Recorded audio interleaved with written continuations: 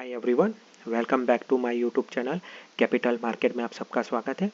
जैसे कि आप लोगों को पता ही है कि हम हर वीकेंड पर अपनी जो पुरानी यूट्यूब चैनल थी वहाँ पे स्टॉक रिगार्डिंग टेक्निकल एनालिसिस एक व्यू बनाने की कोशिश करते थे डेली, वीकली और मंथली टाइम फ्रेम पर। फिर कौन सा ट्रेंड में जो ये वो स्टॉक है वो कौन से ट्रेंड में है वो भी फाइंड आउट करने की कोशिश करते थे। तो जो आज हम लोग जिस स्टॉक के बारे में बात करने वाले हैं, जो पब्लिकली और टीवी पे जो न्यूज़ चैनलों में काफ़ी फोकस रहता है, टाटा पावर की बात कर रहे हैं हम लोग।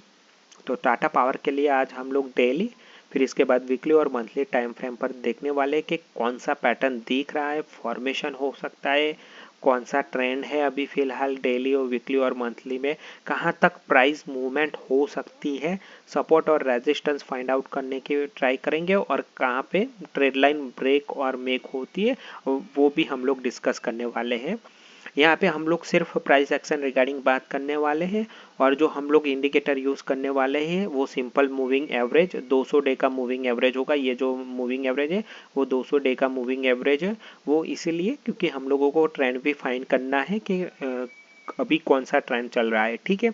सेकंड, हम कोई भी सभी रजिस्टर नहीं है, हम सिर्फ यहाँ पे अपना व्यू रखते हैं। तो यहाँ पे हमारा कोई आप लोगों के लिए बाय और सेल सिग्नल नहीं है, सिर्फ यहाँ पे हम लोग जो हमारे पास नॉलेज है वही हम लोग शेयर कर रहे हैं। कहाँ पे कौन सा लेवल निकल के आ रहा है, सिर्फ technical analysis, price action base और ट्रेंड कौन सा है, कौन सी पैटर्न दिख रहा है। यहाँ से कोई हम लोग सेल और बाय का सिग्नल नहीं दे रहा है आपको, ठीक है। तो जो लास्ट ट्रेडिंग क्लोजिंग थी टाटा पावर की 356, ठीक है। और जो उसका सपोर्ट है जो 356, अगर ये टिक जाता है, ये मंथली बेस पर मैंने ड्रॉ किया, याद रखिए मंथली और ये वीकली भी है। तो अगर आप वीकली, अगर मैं फर्स्ट वीकली की बात करूँ जो 400 था, तो यहाँ पे आप देख सकते हैं कि काफ़ी 1 बार 2 3 यहाँ पे ट्राई किया था, नहीं, फिर यहाँ पे 4 5 यहाँ पे कंसोलिडेट हुआ, फिर ब्रेक डाउन हुआ, यहाँ पे सीधे 356 वहाँ पे आ गया। अभी 356 ये मंथली बेस सपोर्ट है, ठीक है। या एटलीस्ट मुझे जनवरी की सीरीज में 356 या 356 के ऊपर ही होना चाहिए स्टॉक।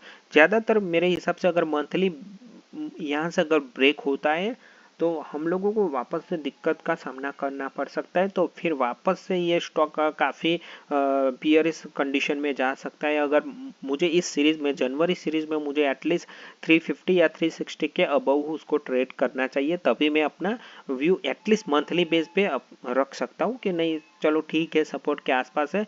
तो यहाँ से कम हम लोगों को एक बाउंस बैक की हो सकता है, बाउंस बैक मिल सकता है टाटा पावर में। लेकिन जब तक 400 के अबव नहीं जाता तब तक हम ये नहीं बोल सकते कि पूरा स्ट्रक्चर चेंज होगा, क्योंकि यहाँ पे देख सकते हैं आप जो 400 के आसपास कितनी बार उसने ट्राई किया ब्रेक करने के। वन यहाँ से भी बाउंस हुआ, फिर वहाँ से, यहाँ से भी बाउंस हुआ है, यहाँ से भी बाउंस हुआ है, यहाँ से भी, लेकिन जो लास्ट ब्रेक डाउन था वो सस्टेन नहीं कर पाए और एक अच्छा ब्रेक डाउन देखने को मिला।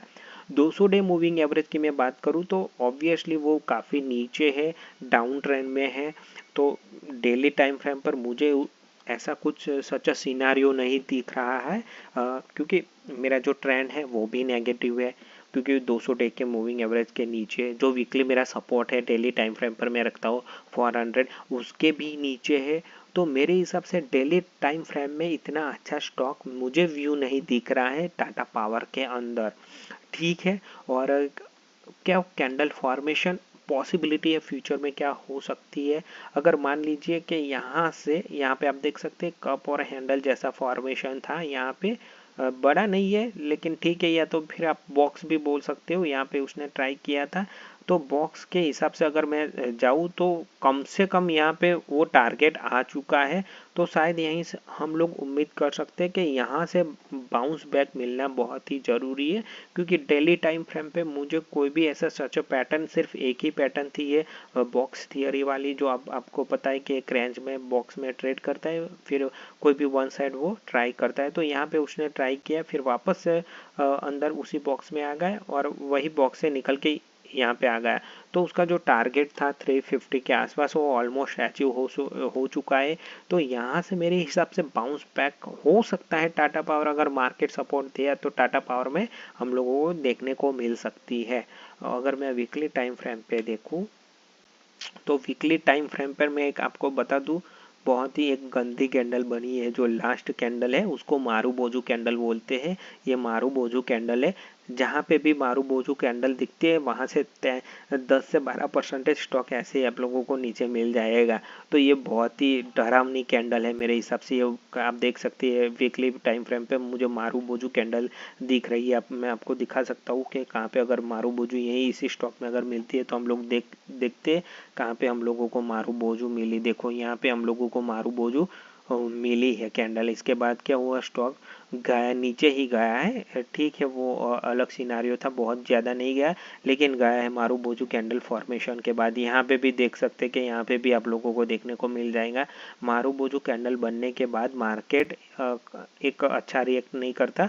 यहाँ पे भी बना है लेकिन मार्केट ने यहाँ से अपसाइड, तो यहाँ पे गलत हुए हैं लेकिन दूसरे यहाँ पे भी हम लोग चेक कर सकते हैं। देखो ये मारू बोजू होने के बाद अच्छा खासा स्टॉक गिरा, फिर यहाँ पे भी मारू बोजू, फिर यहाँ से ये सारी वीकली कैंडल है, याद रखिए ये वीकली कैंडल है, ये भी एक मारू बोजू। इसके बाद क्योंकि मार्केट की कंडीशन भी देखनी जरूरी है, क्योंकि मार्केट की कंडीशन अभी जो फिलहाल है वो इतनी अच्छी नहीं है।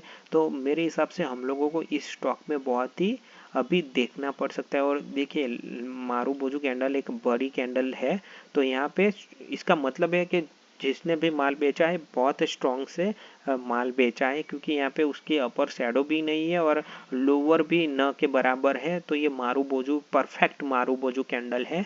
तो यहाँ पे हम लोगों को आने वाले समय में शायद और शॉर्ट देखने को मिल सकता है ये स्टॉक में। अगर 200 डे मूविंग एवरेज की बात करूँ तो ये अबव है 200। तो ट्रेंड अगर वीकली बेस पर देखना चाहूँ तो वो पॉजिटिव है।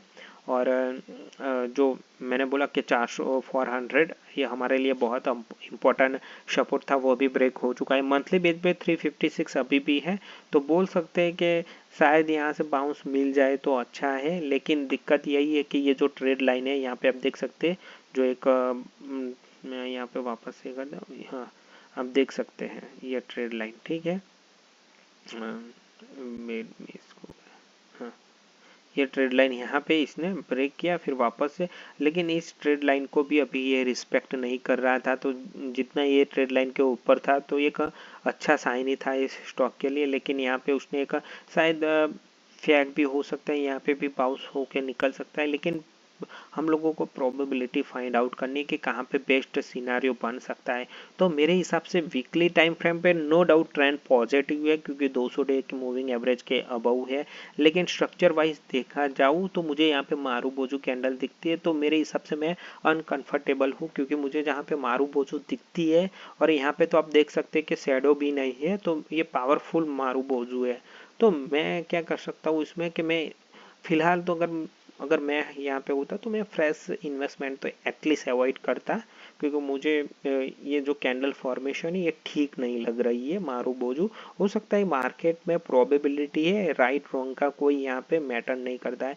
तो ये कि यहाँ पे भी आप लोगों को ध्यान रखना पड़ सकता है। बाकी ऐसा सच एक ट्रेड लाइन है, वो ब्रेकआउट वीकली बेस पे हम लोगों को मिल चुका है। लेकिन जो 200 डे मूविंग एवरेज है इसके अबव है, तो ठीक है, वो एक अच्छा एक तो पॉजिटिव है वीकली बेस पे। अगर मैं मंथली बेस पे ट्राई करूँ तो मंथली बेस पे भी आप देख सकते हैं कि यहाँ जो ट्रेड लाइन थी उसको भी एक इसने ब्रेक किया है। लेकिन मंथली बेस पे हम लोगों को अभी भी हमारे पास 20 डेज है, तो क्या होता है वो देखने के लिए वाली बात होगी। लेकिन एटलीस्ट वो मंथली बेस पे हम लोग चाहते हैं कि इसके अबव ही, यानी 350 360 के अबव ही क्लोज हो। अगर उससे ज़्यादा होता है तो वापस अगर उसको पॉजिटिव टेरिटरी में जाना है तो एटलीस्ट 400 के अबव ही उसको ट्रेड करना चाहिए ये जनवरी सीरीज में। अगर यहाँ से भी हम लोगों को और फर्दर गिरावट देखने को मिल सकती है तो मेरे हिसाब से हम लोगों को 250 या 260 के आसपास इस लेवल पे भी ये स्टॉक मिल सकता है। आप लोगों को लग सकता है कि भाई ये स्टॉक तो अभी 356 है, यहाँ से और 100 रुपीज़ भी अभी गैप है। हाँ हो सकता है, ऐसा नहीं है स्टॉक में कि आप जो उम्मीद लगा के बैठे हैं कि भाई नहीं ये वापस है, ऐसा भी होता है कि आप जो आप सोच रहे हो उससे ऑपोजिट भी हो सकता है। तो 250 तक भी हम लोगों को दर्शन देखने को मिल सकता है। बाकी 200 डे वीकली पे है तो फिर 200 डे मंथली में भी अबव ही होगा। तो ये प्राइस अगर यहीं कहीं पे हम लोगों को मिल सकती है, मैं ये नहीं बोल रहा हूँ 2025-26 के बाद भी मिल सकती है, हमें ज़रूरी नहीं है कि कल मिल जाए परसों मिल जाए, कोई ज़रूरी नहीं है। लेकिन शायद ये 250 के आसपास 260 के आसपास ये टाटा पावर हम लोगों को शायद देखने को मिल भी सकता है। अगर ये यहाँ पे हम लोगों को एक बड़ी ब्रेकआउट देखने को मिलती है तो हम लोगों को आने वाले समय में और भी एक ब्रेकडाउन देखने को मिल सकता है। ठीक है, तो ये हमारा प्राइस बेस एक टेक्निकल एनालिसिस था। इसमें हम लोगों ने कुछ भी फंडामेंटल डिस्कस नहीं किया है, सिर्फ यहाँ पे हम लोगों जो अपना पास नॉलेज है उसके रिगार्डिंग हम लोग एक एनालिसिस किया है। ये कोई बाय और सेल सिग्नल जनरेट के लिए नहीं है। तो प्लीज़ ये भी आप अपने दिमाग में रखिए कि ये सिर्फ हम लोगों ने price action based technical analysis यहाँ पे स्टडी किया है। तो मेरे हिसाब से जो स्ट्रक्चर दिख रहा है चाहे डेली वीकली और मंथली पे, वो थोड़ा डरावना है। खास करके वीकली और मंथली में तो इतना अच्छा नहीं स्ट्रक्चर दिख रहा है टाटा पावर में। डेली टाइम फ्रेम में तो हर एक पॉइंट पे वो नेगेटिव ही जा रहा है। हाँ ठीक है कि 400 के ब्रेक होने के बाद उसने 350 तक आ चुका है, तो जो फर्स्ट टारगेट था उसने अचीव कर दिया डाउन साइड के लिए। वीकली पे भी इतना अच्छा नहीं है, लेकिन मंथली पे जो सपोर्ट है 350 वहाँ के आसपास ट्रेड कर रहा है, और जो ट्रेड लाइन है वीकली बेस पे और मंथली बेस पे वो भी उसने ब्रेक की है। तो अगर वापस से सस्टेन करना है तो एटलीस्ट इस सीरीज पे उसको 350 के नीचे नहीं क्लोज करना है जनवरी के सीरीज में, नहीं तो हर एक टाइम फ्रेम पे वो उसका जो पैटर्न है वो मेरे हिसाब से बहुत ही बैड स्ट्रक्चर हो जाएगा। तो हम लोगों को और शायद फर्दर गिरावट देखने को मिल सकती है, शायद 250 तक भी ये स्टॉक जाने को रेडी हो सकता है। तो प्लीज़ वीडियो को लाइक कीजिए और चैनल को सब्सक्राइब कीजिए। Thank you for watching.